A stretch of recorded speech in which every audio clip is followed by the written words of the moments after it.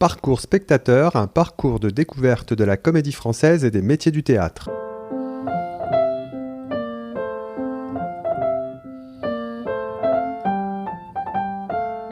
Je m'appelle Anne, j'ai 68 ans cette année. Je viens du Vietnam, d'Asie. À l'occasion de ce parcours spectateur, Anne nous raconte sa découverte du spectacle vivant, avec les émotions de l'acteur vécues en direct. Je ne vais pas souvent au théâtre, pour ainsi dire, presque jamais, peut-être 2 fois dans ma vie. Et je suis venue au théâtre tout à fait par hasard, parce que la plupart du temps, j'habitais dans les pays où il y avait peu de représentations théâtrales. Quand j'étais plus jeune, c'était des pièces plutôt en opéra théâtral ou théâtre opératique.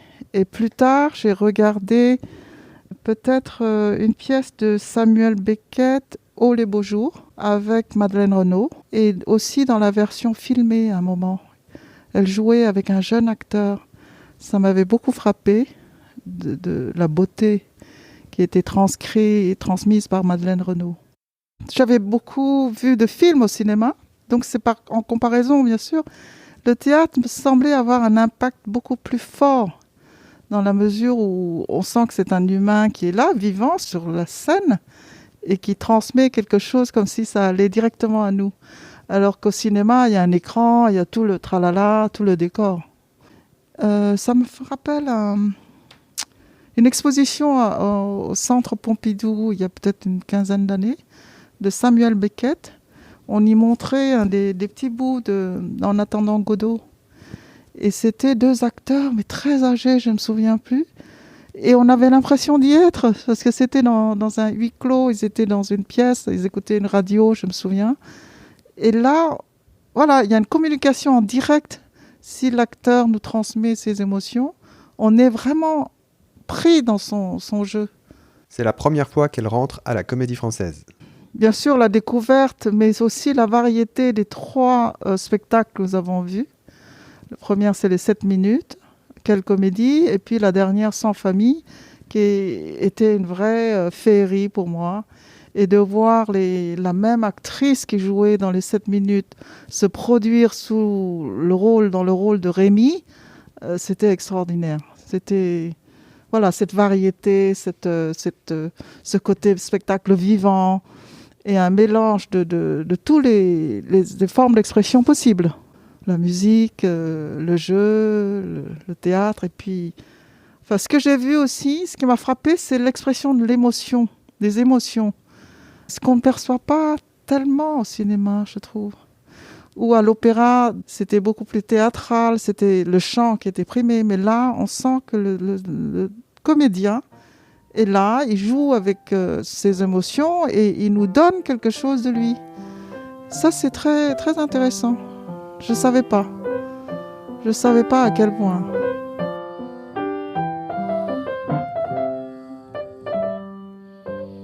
Anne a vécu une expérience de groupe, faite d'échanges et de partage, notamment avec les plus jeunes. C'était un groupe quand on se voyait, soit pour rencontrer une actrice comme Séphora Mondi.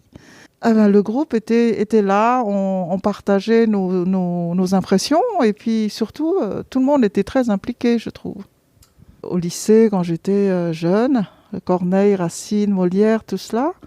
Mais là, c'était plus que ça, parce qu'il y avait une expérience réelle d'assister aux représentations et de partager justement avec le groupe, de confronter mes impressions avec celles du groupe, notamment les très jeunes étudiants, les jeunes participants qui étaient là, silencieux et complètement émerveillés. Et je me suis sentie à peu près au même niveau qu'eux. Voilà. Alors, les métiers du théâtre, on a vu l'autre jour à la Comédie Française comment ça s'organisait avec les gens qui montaient les scènes, qui débarrassaient les scènes. Et puis là, on va voir les costumiers. Le métier de notre interlocutrice Morgane, qui est responsable des relations avec le public, comment elle a pu nous transmettre aussi sa passion.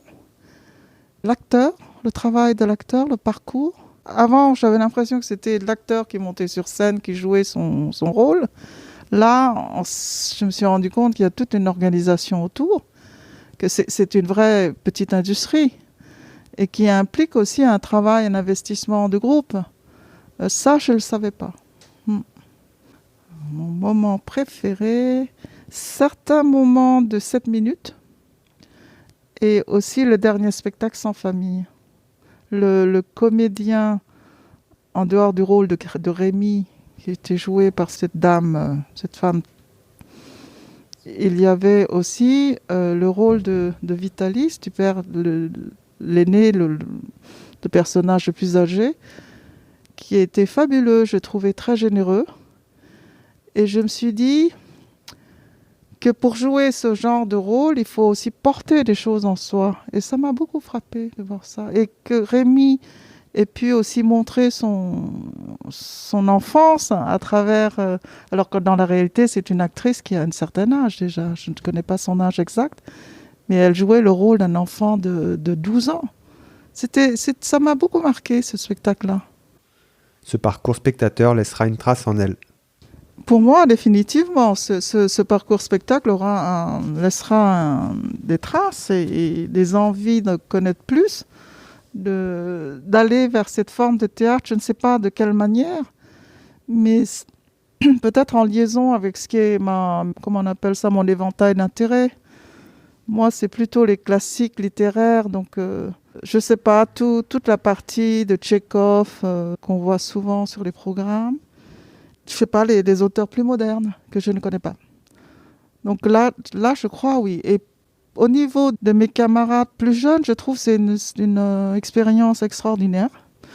Parce que si ces enfants, enfin ces jeunes adolescents, ont un cours de théâtre une fois par semaine, pour eux, ça peut résonner, donner des envies, appeler à autre chose.